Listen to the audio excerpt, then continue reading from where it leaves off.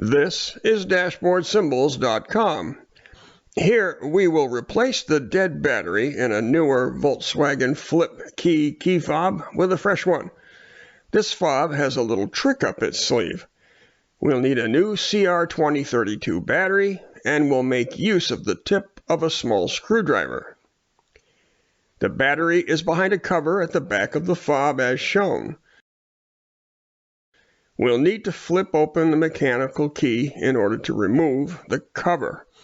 It takes only moderate finger pressure to open the cover, and the battery nearly flies out. It has its markings up and is a CR2032. There's nothing holding it in place. Place a new battery into position against the spring contact. Don't forget to peel the backing off the new battery.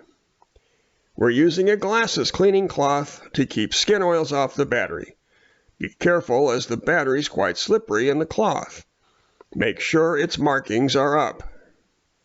Slip the locating tabs of the cover in place and hold the cover down. The battery will keep the cover from closing, so use the tip of the screwdriver on the side of the battery to push it into place. The cover then snaps closed.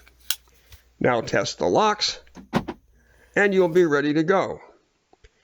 For help with other push-button or keyless start cars and key fobs from this or other manufacturers, look for more videos from us here on YouTube. Subscribe to this channel or go to DashboardSymbols.com.